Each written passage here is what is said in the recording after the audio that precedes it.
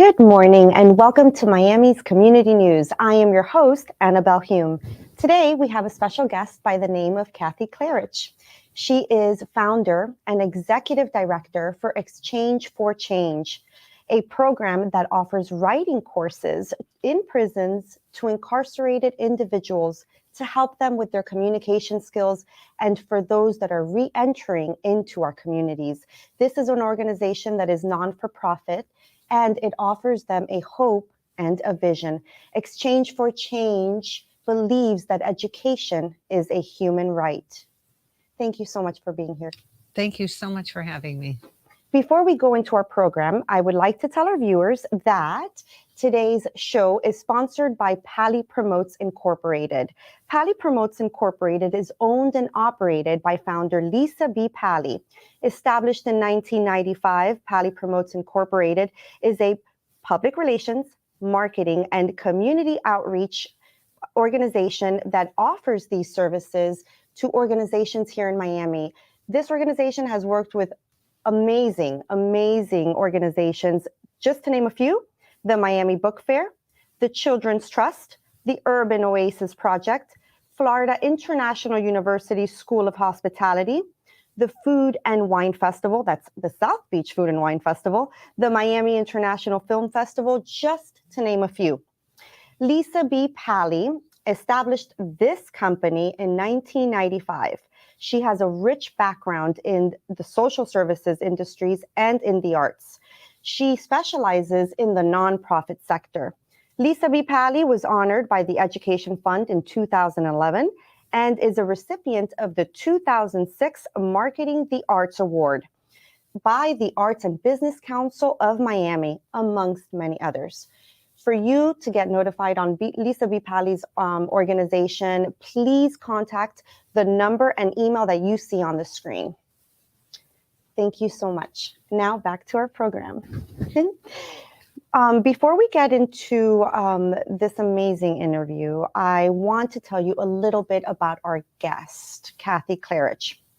She received a Knight International Journalism Fellowship in 2010 to train journalists in investigative reporting in Haiti, where she spent half of the last 24 years reporting in print, radio, and television, including Time Magazine, the New York Times newspaper, ABC Television News Network, and NPR News.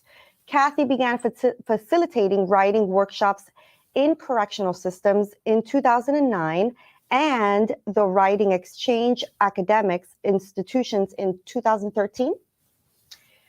Kathie, now that I let our viewers know a little bit about you, I want to ask you why. Why did you begin this organization to offer writing courses in prisons to incarcerated individuals? So, sometimes you go on a trajectory and you're not sure where it's going to lead you. And as you introduced me, you're talking about my history as a journalist. And so I spent a lot of time asking people questions and telling their stories because that's what journalists do. When I came back to the States after living in Haiti the first time and continued to report, at some point I wanted to work with the Haitian community in Miami. But I didn't want to go to Little Haiti, where honestly I didn't feel like they needed a white woman to be in their community promoting things that I thought needed to be done. So I looked for an underserved population of the Haitian community and went to the women's prison and said, I'd like to teach a writing course for Haitian women using my own experience working in Haiti. And there were not enough Haitian women who signed up. And so that's actually how I started to teach writing inside the institutions. That was back in 2009. 2010 was the first big earthquake in Haiti. And I went back to Haiti with ABC News. Then I got that Knight Fellowship and I stayed for 3 years. And when I came back, Anabel, I went back into the prison, and whereas my world had been totally turned upside down by everything that I had seen and witnessed and reported on, here were these women wearing the same uniforms, walking the same yellow line inside the compound, looking as if they were doing the exact same thing, but I was sure that their lives had also moved on in different ways. And I wanted them to be able to tell their own stories. And so that really was the beginning of what eventually became this nonprofit that is designed to help as many people as possible and not just single individual classrooms. I can appreciate that. I have a passion for writing myself, former journalist like you. And through writing, you could express yourself through pain, when you're happy, when you're sad. I feel like there's always a reason to write. And by you offering that to individuals that probably don't see a light at the end of the tunnel is inspiring. So thank you for doing that. Okay, so I want to ask you as well. I see that this is not a one-time class. It's designed more like a course, like a college course consisting of like a few weeks. Can you let our viewers know a little bit about that, how the class is designed? Sure. So our classes are open to absolutely anybody in the correctional facilities where we are working that are interested in signing up. And we offer a variety of classes because the people inside are just a microcosm of the people on the outside. So their interests are as varied as a general population. So what we try and do is coordinate our courses, the length of our courses, with the same length of time as a semester, because we actually pair with academic institutions, and I'll explain that. So we offer 2 semesters of 12 to 14 weeks in the spring and the fall. And then in the summer, it's usually about 8 weeks. So they're 2-hour classes. They're voluntary, but we ask for 100% participation. At the end, they don't get college credit yet. We're working on trying to figure out ways to get more academic recognition, but right now they do get certificates, and they also create community inside through the classrooms. That's fantastic. And in the very beginning, do you give like instruction on how to write? Like, what are some of the things, like poems, essays, research papers? Yeah, so the Department of Corrections for the state of Florida has had a lot of financial issues. The only thing that they are required to provide in terms of education is a GED, a general education. Okay. We decided, since that's something that has to be offered, that we wanted to go one step further. So most of our students have their GED, and we offer the first course we ask them to take is a core course, which is a couple weeks on poetry, a couple weeks on fiction, a couple weeks on nonfiction. And then we offer a variety of courses, everything from science fiction writing to writing on trauma, memoir, spoken word. We're offering a course this semester on stoicism, the short stories of, we've offered Shakespeare. So literature, writing, you know, as I said, the people inside have the same interests and desires as the people on the outside. So finding instructors to match those interests is a priority for us. Okay. Wow. That's a very large variety of writing courses. That's amazing. Where are these classes being taught? What are some of the facilities that you're choosing to teach them at? So we're 8 years old.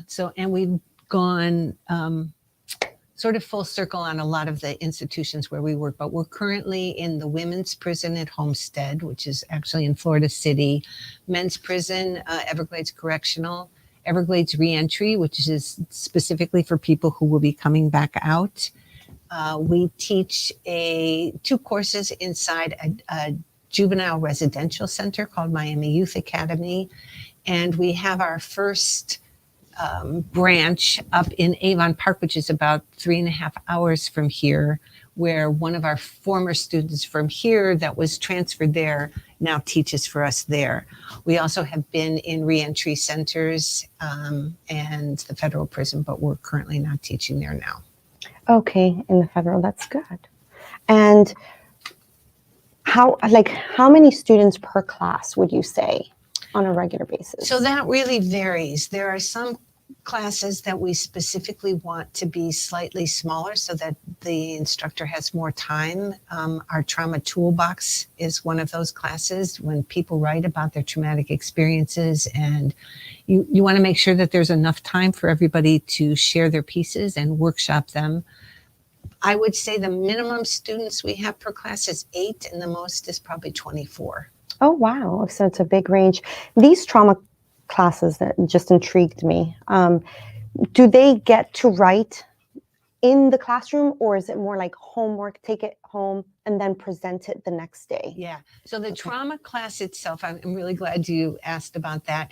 The students at Dade Correctional, which we're not in right now, came to me and they said, look, we have a lot of veterans who are here. We have a lot of PTSD. Could you offer a course for us on trauma writing or on PTSD? And as Exchange for Change, we're very careful to say we are not therapists. We don't come in to do therapy, but we also recognize that writing is therapeutic. Correct. So we began with just a class for veterans, but at the end of the semester, I said, hey, you guys, look, none of you have written about your war experience. You have all written about the trauma that led you here, which so much has to do with their background. And then the trauma of actually going from the free world into an incarcerated world. And so we opened that up. Actually, now I don't even remember your original question about why I'm talking about trauma. No, it's okay. Now I think I forgot the question. Well, it's okay. Continue. Because now they get to write about their trauma and how it's therapeutic to them. Right. Yes. And so what we see happening inside the classroom now is this incredible support that happens. I remember your question was, do we use the time in the classroom to write?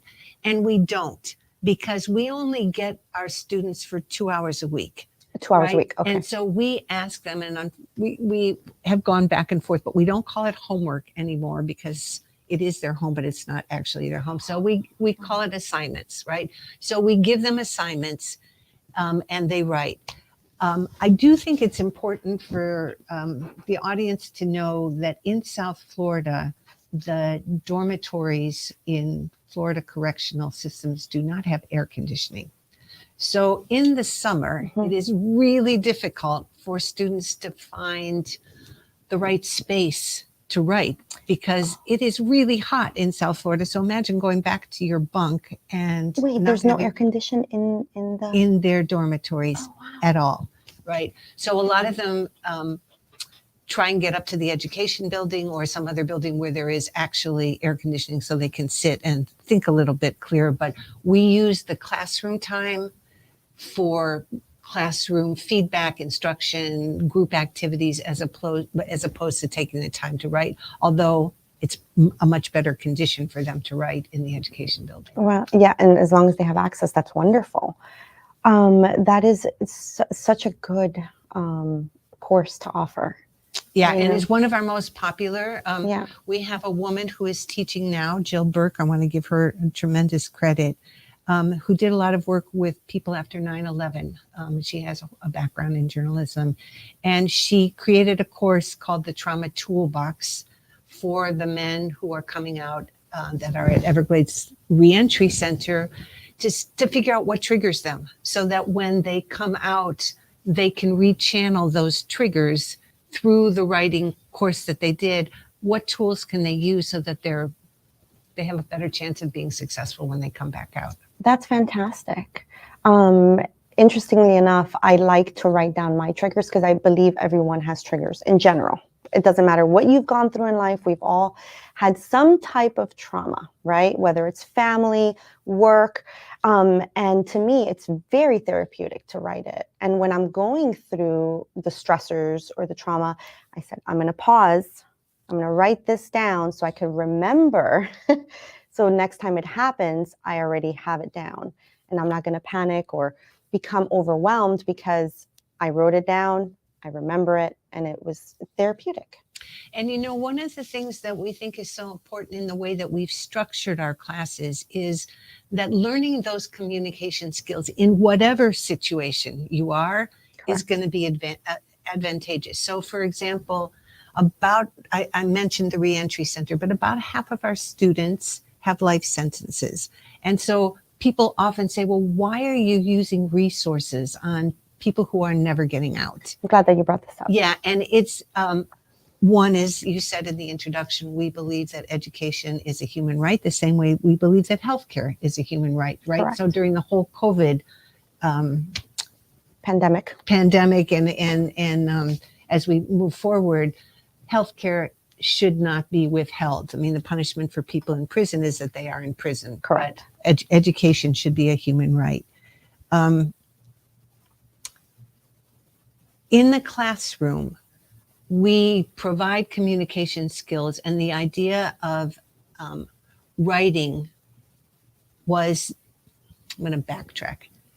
One of our classes, our signature class, is called an exchange class, which is weird, but inside Exchange for Change, we have an exchange class. So let's say you're teaching a course at University of Miami, and you're teaching a course on rhetoric. So your students and my incarcerated students read the same thing. They write a response to it, and then they exchange papers anonymously. Oh, they that's take interesting. on pseudonyms, right? So the entire semester, there's one-on-one communication between two students in two different academic institutions. And that goes along with our philosophy of bringing the word of the incarcerated out into the public, right? And that's where the idea of Exchange for Change originated. Okay. But what we saw happening, Anabel, was the exchange was also happening inside the classroom. So you had lifers meeting new people coming into the system. You had gang members from rival gangs sitting inside the classroom. All together. You had members of the transgender community sitting inside where you might have white nationalists. And what we saw was there began to be a community inside the classroom, which then spills out onto the compound. So in addition to believing that education is a human right, we were also seeing incredible byproducts of these communication skills that were making the environment in which these men and women live 24/7 a more healthy community. I love that. That is so fantastic, and it really does make sense. I think that's wonderful. And what is the responses that you get from those in charge, like the leaders? I'm sure that you get a lot of thank you. You've made the situation so much better. Inside Yeah. among our students. So yes, I mean, this work can be very emotionally draining, but then you see the impact that it has on an individual's sense of well-being, their sense of self-worth, their sense of self-worth, Yeah. because they feel like they've accomplished something. And when they have these exchange partners, somebody cares about what they have to say. Right. They're no longer just a Department of Corrections number or an inmate, right? They are a person, fully dimensional person with they had a life before they went inside the prison, and they can reconnect a little bit to that. So the rewards are overwhelming. I think any of our instructors would say they get more out of teaching than they think the students get out of being in the classroom, but it's incredibly fulfilling work. I love that. And for another question, talking about professors, how many professors are currently working in this program, and how can somebody that has a teaching background become involved? So this semester we're teaching summer semester. I think we have about 22 classes running. Okay. We were at 33 right before the pandemic hit, so we're not back up to where we were before, but we started off with one class 8 years ago, so we've come pretty far. We would love people who are interested, anybody who's interested in teaching, please get in touch with us if you have an area of expertise. If your experience as a professional is something that you think can help translate inside a correctional facility. Our biggest impediment is space inside the correctional institutions, actually finding classrooms and then matching the classrooms up with the schedule of the people who want to teach. It does require training, it does require a commitment, but I can say that it's incredibly fulfilling We have about, I think, 180 students this semester and more than a dozen facilitators. And what are some of the credentials these prospective professors need to have? Like, well, if you work for a university, that's already pretty good. We get university instructors, we get retired professionals, we get people who've been working in their field. We also just got a grant to develop curriculum. So let's say you wanted to teach a course. We do have journalism instructors, but let's say you wanted to teach a course on nonfiction, and you teach nonfiction, but you don't have time to develop a 12-week curriculum. Hopefully by this time next year, we'll say, here's the curriculum. Oh, that's great. Right? You can just then go in and teach. So we're trying to find various ways of doing this. We also are working on an institution that is not in South Florida that will allow us to teach online. And so you don't necessarily have to be based in South Florida for you to be able to instruct. We're not there yet, but we're working on it. Oh, that's fantastic. I may be interested. I taught at FIU. You can be careful what you offer. I know. Because I'm shameless. Oh, that's great. So when I lived in Georgia, I worked in, I taught Columbus State University. So communications is my field, and nonverbal communication is my passion. I love teaching nonverbal communication because, especially for going back to the trauma individuals, sometimes you can't express emotion in words, so you express it through body language, nonverbal communication.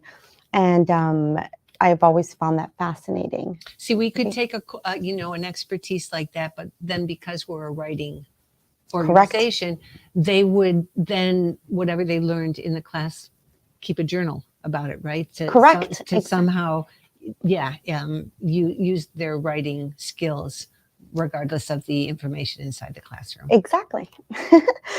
Be careful what I wish for.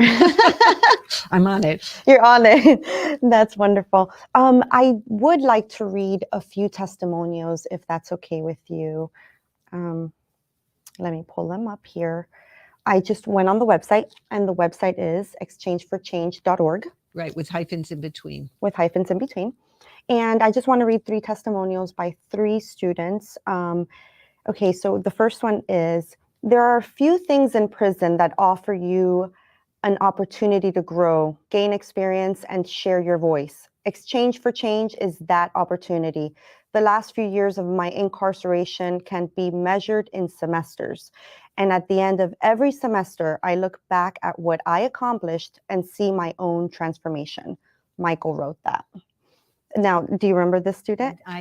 He is part of our leadership council. Oh, is he now? Yeah, so people who have been in the program for a while can be elected by their classmates to be part of a leadership council and take a leadership role in how the organization maneuvers on the compound.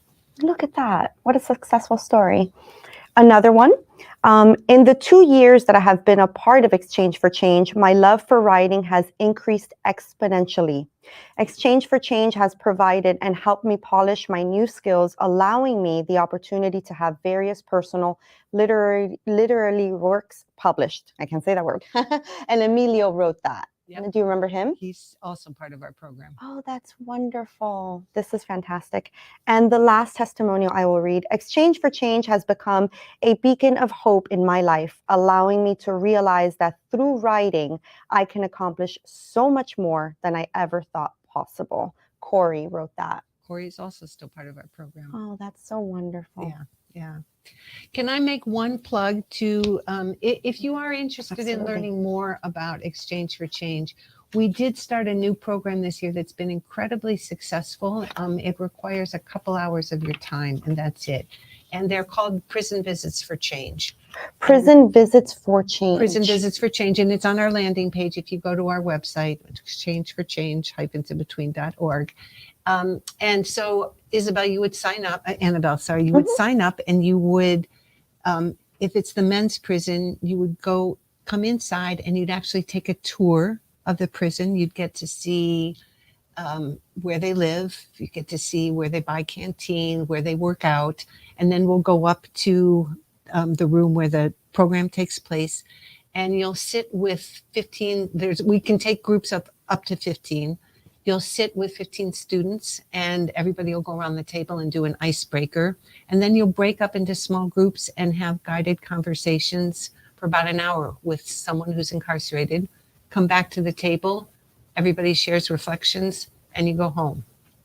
And the impact for the community members who generally have very little idea, if any idea at all, about what prison is like outside of what they'll see on television or the movies, is a chance to see the humanity inside, recognize these people as individuals. Correct. And then you go home and that's it. And obviously for our students, men and women, because we do it at both prisons, they realize that there are people out here who care about what's happening on the inside. Correct. And prisons by design are far away. You don't hear their voices. They're deliberately isolated. Correct. And this is an opportunity because 2/3 of our incarcerated population will come back home.